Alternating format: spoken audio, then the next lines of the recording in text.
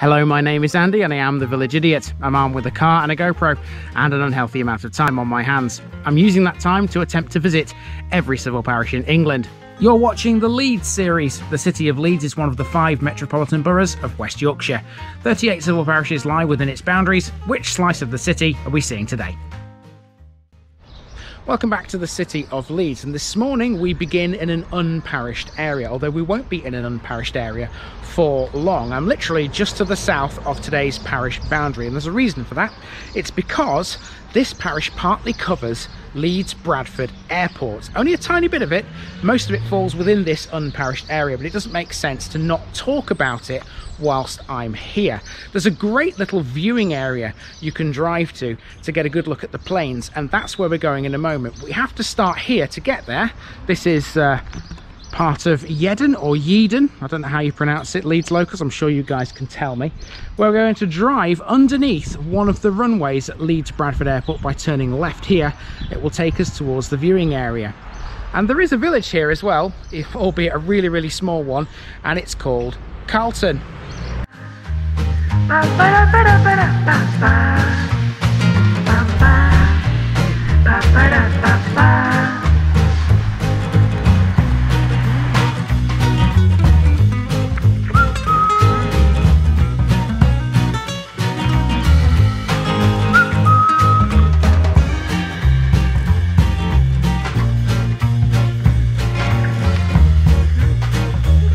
This Leeds video is sponsored by Past Days, a family history blog by June Terrington. You'll find her link in the description. Here's my disclaimer for people who may be watching me for the first time. I say things as I would in my native accent and dialect. As a result, I may not pronounce things in the same way as the locals do. Remember, I'm a visitor. It's impossible to know everything. Leave me a comment, spin me a like, and bash that subscribe button. Let's get to today's parish video. Carlton, or as some refer to it, Pool-in-Wharfedale, is a civil parish in the City of Leeds, consisting of the villages of East Carlton and West Carlton. In 2001, it had a population of 169. Carlton's name literally means estate owned by commoners, and it has its roots in Old Norse. It borders Guiseley to the west, Otley, Pool-in-Wharfedale and Bramhope to the north, and Cookridge to the east. It's located immediately to the north of Leeds Bradford Airport. The airport's industrial estate is in the southern part of the parish on the eastern side of the A658 road. The village element here is exceptionally small, owing to the fact that the airport dominates the local landscape. The skies above Carlton are full of planes taking off and landing. That said, don't instantly assume that this is a place that's all about the airport, because it truly isn't. There are some lovely bits to this place which have nothing to do with flying, like for example Carlton Moor. You get some great views over the Yorkshire Dales up here because this is sited on a hill primarily, and if you are an aircraft enthusiast, there are also plenty of places to view the airport's runway. There's also an alpine spa which has a log cabin and a lake where you can take in all that amazing scenery, providing you don't mind a bit of aircraft noise. Let's explore one of Leeds' tiniest places.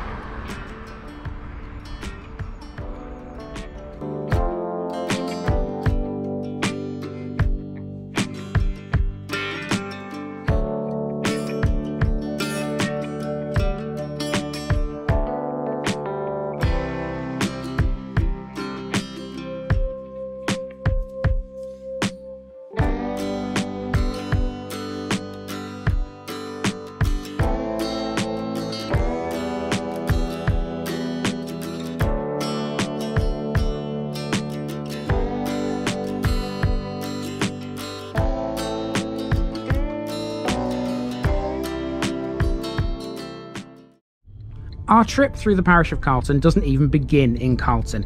This is Yedden, however the locals pronounce it, and it's where you'll find the majority of Leeds Bradford Airport. Although Leeds Bradford is mostly outside of Carlton's boundaries, there is a small part of it which is covered. Plus, you can't really escape the airport here. The parish lies directly under the flight path. Here we are directly under the runway. This is the A658 Victoria Avenue, which predates the runway in fact, because this underpass was built as a result of a runway extension in the 1980s. Abbreviated to LBA, Leeds Bradford is one of the UK's major airports, handling upwards of 3 million passengers a year, mostly to European holiday destinations like Alicante, Faro and the Balearic Islands. The airport has a terminal and 2 air bridges. It has 24 aircraft stands capable of handling Boeing 757 aircraft, and the airport processes a small amount of freight too from its 2 cargo sheds on site. Now we're heading for the viewing area via a road named Cemetery Road. This runs around the northwestern edge of a 2.2 kilometre long runway, which is quite a short length given that of other UK airports. Leeds Bradford had a plan to expand and develop, a plan which ran as far into the future as 2030, but it ran into problems thanks to the plans being unable to guarantee a carbon neutral future. A new planning application was then submitted for a £150 million terminal, which was due to be completed in 2023. However, environmental groups such as Extinction Rebellion objected to these new plans, which resulted in the government placing a temporary block on construction while it examined the decision further. By March 2022, citing excessive delays, the proposal for a new terminal was withdrawn, and so owners AMP Capital now plan to implement the original expansion plans. So here we are at what is a designated viewing area for Leeds Bradford Airport. You might have seen a plane fly across the screen as I came up that road there. There was one that came over. Now I can see quite a lot here. I can see the terminal building. I can see a couple of tail fins. Can't really see the runway, although it is there somewhere. So hopefully while we're here we'll get a plane taking off or landing. So here we are at the viewing area in front of Yedden Cemetery. You can see the runway if you stand in the right place, although a century ago you wouldn't even have guessed there was a runway here.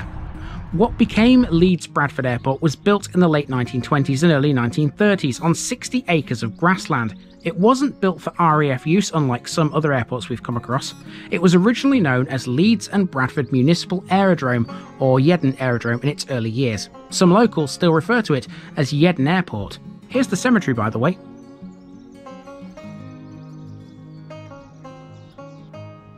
Despite not being constructed for the RAF, the military have used it. At the outbreak of World War II, all civil aviation operations were halted here, and a factory was built to manufacture military aircraft. The factory, reportedly the largest freestanding structure in Europe at the time, was camouflaged. Its roof was disguised as a field with dummy cattle and agricultural buildings resembling surrounding fields. That took all of about 5 minutes for a plane to come over. I can see another one that's taxiing. So I'll hang on for a few moments and I'll catch that one as well. Sometimes you don't need background music to appreciate what you're listening to. Check out this sound.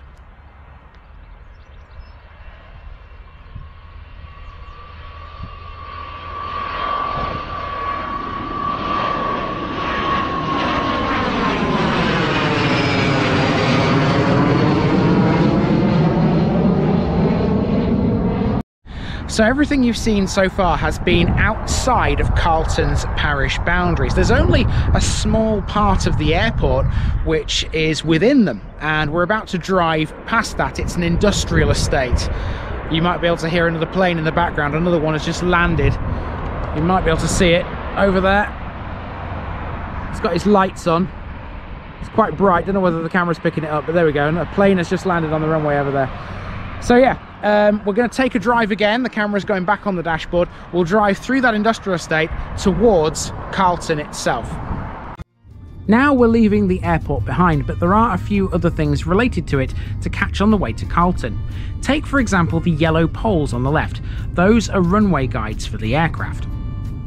This area then is the only part of the airport which falls within Carlton's boundaries. It includes some long stay car parks for travellers, as well as the airport's car hire facilities and airline storage units. Somewhere to the left there's a heliport, which is where the company Helijet Aviation are based, a helicopter charter and training provider. They also run gift flights which make ideal birthday presents. This road continues through the industrial estate towards a junction where we turn left and then left again to get to Carlton. The first left is onto Otley Old Road, the former main Leeds to Otley route. This has now been bypassed by the A660, a road we'll come across a few times in later episodes. Let's go check out Carlton, although we won't be there for long because it's very small. Carlton is split into two parts, East Carlton and West Carlton. In East Carlton, there's Carlton Hall Farm, which is where you'll find a Country Canines dog grooming, established in 2008. Carlton is not too dissimilar to other places with the same name this channel has already covered. The name comes from the Old Norse word Carla, possibly based on an earlier Old English name. The village is mentioned in the Domesday Book, and it's sometimes referred to as Carlton-in-Wharfedale. Here's the parish notice board, by the way. I don't care how small these places are, if they have one of these, they're getting a card. A few paces further is a bench dedicated to some former Carlton residents, which overlooks a pond and a small ridge. Carlton is on something of a hill, which means there are some pretty views here. This building used to be both a school and a church. This was St Bartholomew's Mission Church, and it's now a house. It was built in 1818 for John Muster, the Lord of the Manor, and it was converted by 1926. So this is East Carlton. There is a West Carlton as well, which is even smaller, but this is no more than like a 5-minute walk from end to end, so you can tell how small West Carlton's going to be. It's basically just a farming community more than anything else. There's a few odds and ends. There used to be some kind of memorial board here. If you go on Google Maps and look on Street View, you'll see the board I'm talking about. I might be able to find a picture for you for today's picture bit to show you what used to be there. I was expecting to see it here, but it's obviously been removed or damaged or something, and it's no longer there anymore. So yeah, just going to walk a few more paces this way. There's a phone box to see, and a couple more houses, and that's really it. And then we'll put the camera back on the dash and drive through West Carlton to catch what's there. Virtually nothing from what I could tell on the map. And then to finish, I've got a hotel to show you. East Carlton's old red phone box houses the village's defib machine. I imagine Carlton is much too small to sustain a book exchange. Mind you, given the other evidence, this does seem to be a close-knit community. Carlton Moor, a vast open area of farmland with some really impressive views, lies north of both East and West Carlton. Let's wrap up this little stroll with a couple more shots and then take a drive.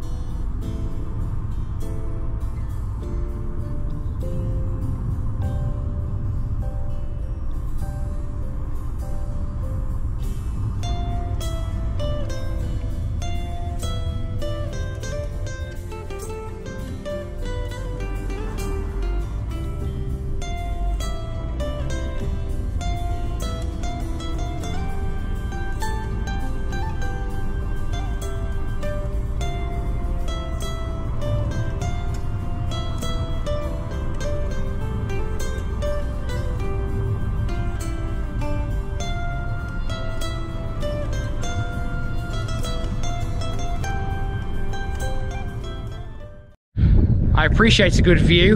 Look at this. Isn't that amazing? Oh look, there's even aeroplanes. There's a plane coming up from the airport. I couldn't have timed that better, could I? Here it comes. It's just taken off. So if you don't fancy the viewing area near the cemetery, come up here. Still a decent enough view up here. And I suppose the bonus to it as well, you get the planes and you also get this. That is a cracking view over Leeds. Okay, my last landmark in this one is the hotel I was talking about earlier. You guys are still going to get a picture bit for this one, even though it's quite small, and that's coming your way right now.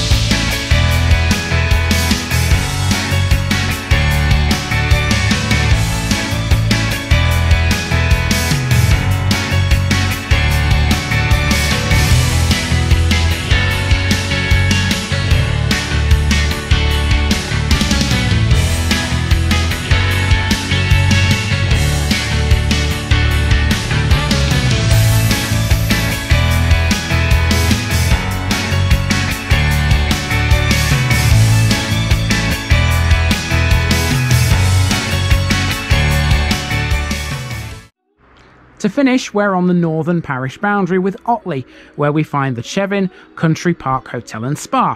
This is a unique destination with a distinctly alpine feel, and it's dog friendly too.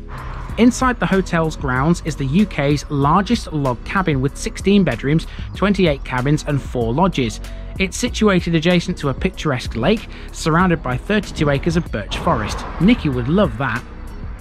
Oh, and you also get some more amazing views over the Yorkshire Dales. We're slowly working our way north out of West Yorkshire, so expect to see this kind of thing on a regular basis. Relaxing as it may be, we're still under the flight path for the airport, so planes can still be heard overhead. Mind you, with this as your surroundings, would you even care? It is, after all, beautiful Yorkshire. It's a surprisingly busy road, this.